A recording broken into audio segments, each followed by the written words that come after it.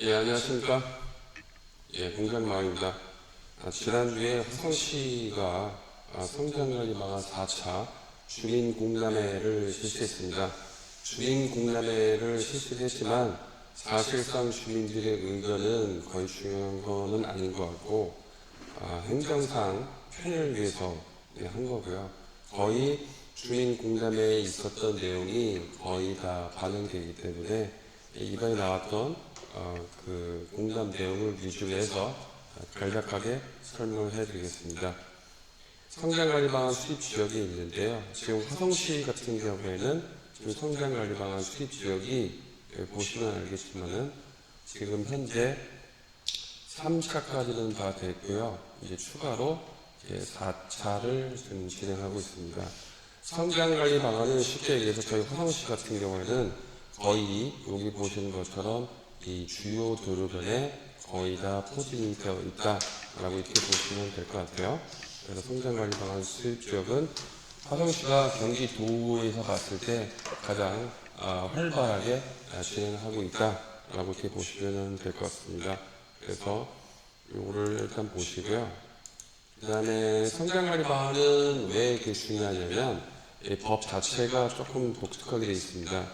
지금 국토계획 이용에 관한 법령 시행령을 보시면 이 계획관리지역 같은 경우에 예전에는 계획관리, 예를 들어서 여기가 지금 현재 계획관리라고 놓고 봤을 때 지금 현재는 여기도 그렇고 여기도 그렇고 여기도 그렇고 어디든지 공장이나 이종생 제조업소가 설치가 가능해서 땅 중에서 계획관리가 가장 좋다 해서 너도 나도 계획관리 땅을 많이 사시는데 지금 국토계획에 유행한 법령 시행령을 보시면 시행령이 좀 바뀌어 있습니다. 어떻게 바뀌어 있냐면 계획관리 지역에서 공장 및 제2종인생 제조업소를 설치할 수 있는데 단 성장관리 방안이 수립되어 있는 지역에 한해서만 할 수가 있다 이렇게 되어 있고요.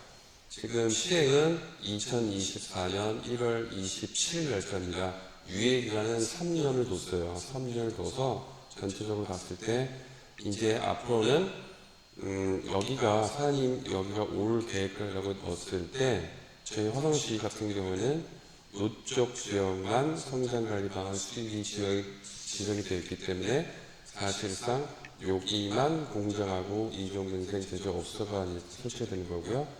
여기는 사실상 불가능하다 이렇게 보시면 될 것 같아요. 그래서 요거는 1차, 2차, 3차 때하고 뭐 크게 차이가 없으니까 넘어가고요. 저희가 이제 4차 같은 경우에 3차하고 좀 많이 틀린 게 요게 조금 틀렸는 게 좀 핵심입니다. 예전에 3차 때는 어떻게 되냐면 뭐 산업시설 용지, 주거용지, 주거분생용지 이런 식으로 분류가 굉장히 많았었는데 이번에는 그 범위 자체를 굉장히 좀 줄여놨습니다. 첫 번째로는 중점관리구역, 두 번째는 산업관리구역, 세 번째는 일반관리구역 이렇게 범위를 기존에는 많았었는데 이걸 점차 줄여서 세 개로 나눴다. 그래서 중점관리구역, 그 다음에 산업관리구역, 일반관리구역 이렇게 세 개로 나눴습니다. 성장관리계획구역 같은 경우는 계획관리에서도 설정될 수가 있는 거고 자연녹지, 생산녹지, 농림지역 전부 다 설정될 수 있는 게 전제입니다. 그걸 먼저 이해하시고요. 그래서 지금 가장 크게 피해를 보실 분들은 중점관리구역이 가장 파급력이 좀 세다 보시고 있습니다. 지금 새로 나온 것들 같은 경우는 이 정원시설이라는 게 새로 들어왔는데 이 정원시설이라는 건 뭐냐면 주택이라고 보시면 됩니다. 주택. 주택이 있는데 이게 조금 아리송하니까 제가 인터넷으로 조금 더 설명을 하는 게 조금 더 이해가 빠르실 것 같아요. 이건 말고 이걸로 한번 볼게요. 이걸로. 정원시설이라는 건 뭐냐면 쉽게 얘기해서 그냥 주택이라고 이렇게 보시면 될 것 같아요. 조금 보면요. 오류가 났긴 했는데 그렇죠?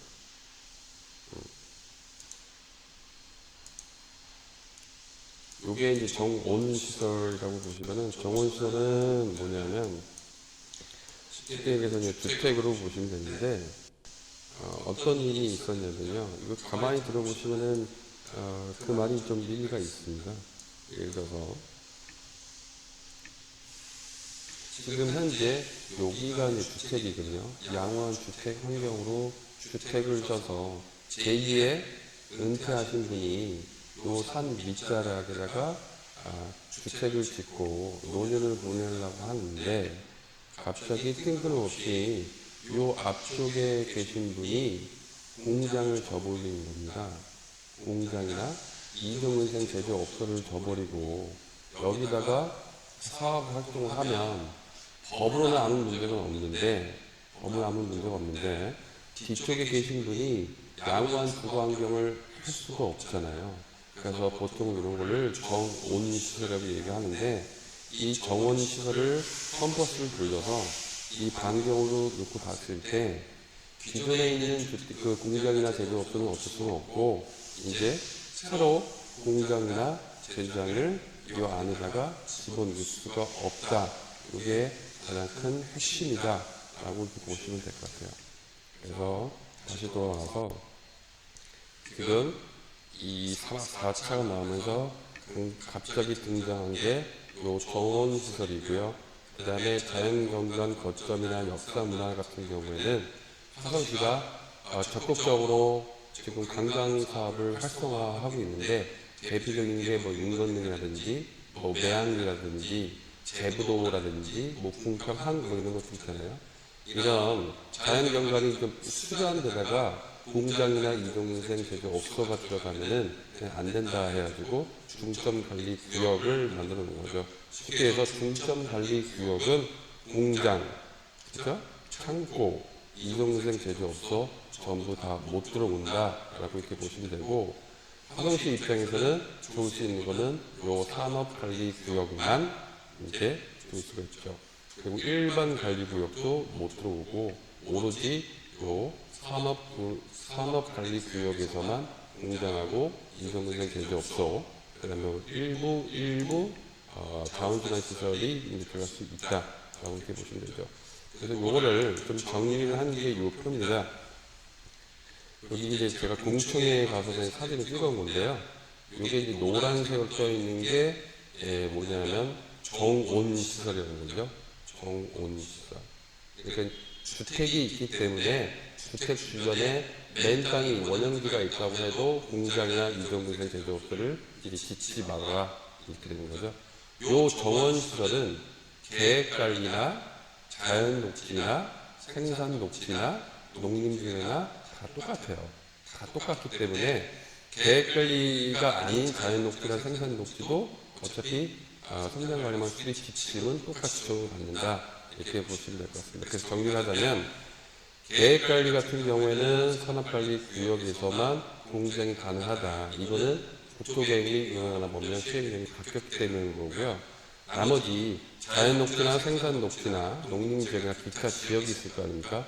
기타 지역은 원칙은 도시계획 조례에 의해서 허용이 되는데 성장관리 방안 수립이 지정이 되어 있고, 그 다음에 불허 용도에 걸려 있으면 자연녹지나 생산녹지도 공장이나 제조업소가 불가능하다 이렇게 보시면 되는 거죠. 그렇죠? 네. 그래서 이런 게 돼 있고, 또 이번에서 나온 거는 요 기반시설이 조금 강조가 되어 있습니다. 예전에 나왔던 거는 1000해배를 기점으로 해서 6m 도로폭을 확보를 해라라고 했었는데, 4차가 나오면서 이제 좀 범위가 좀 완화가 돼가지고요. 3000으로 좀 규제가 완화가 됐다. 이게 좀 핵심입니다. 그래서 이걸 좀 보시면 될 것 같고요. 그래서 요 구체적인 게 도로폭 같은 경우에는 이런 식으로 표를 만들었죠. 이 표를 좀 잘 정리를 하시면 될 것 같습니다. 여기서 좀 중요한 거는 3000을 기점으로 해서 3000 이상이면 6m 도로폭을 확보를 하라는 거고요. 3000 미만 같은 경우에는 별도로 규정이 되어 있지 않기 때문에 그 개발행위 운영 지침 있잖아요. 개발행위 운영 지침을 체험을 하시면 됩니다. 그러니까 4m 미만일 때는 1000m의 일종 소매점, 그 다음에 4m 가지고 할 수 있는 거는 5000이죠. 5000. 그 다음에 3000 이상은 6m 도로폭 이렇게 돼 있죠.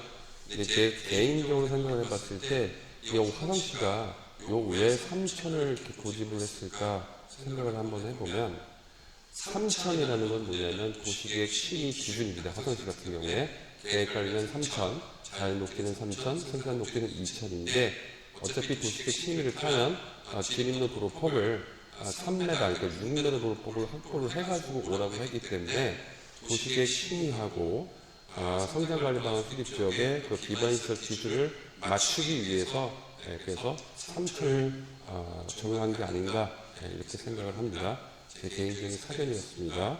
그래서 이제 중요한 거는 1항에 해당하지 않는 도로 개설은 개발행 허가 운영 지침에 의해서 도로폭 개설을 하고 그 다음에 이 지침에 관련된 6m 미만 도로는 최초 도로 개설과 관계없이 도로 중림선을 기준으로 양측 3배대씩 도로 계획선 계획된 것으로 본다.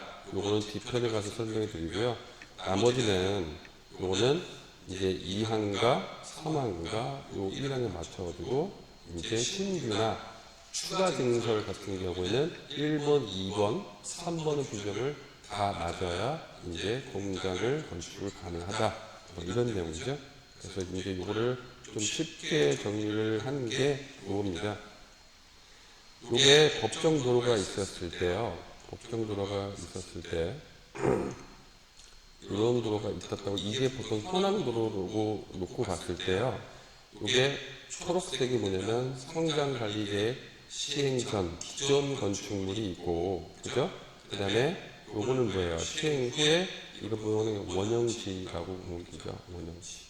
원형지라고 놓고 봤을 때 얘네의 포인트는 뭐냐면 기존의 현황도로가 3m에서 4m밖에 안 되기 때문에 이런 도로라고 할지라도 도로 중심선을 놓고 봤을 때 양옆으로 3m가 있다고 가정을 하자.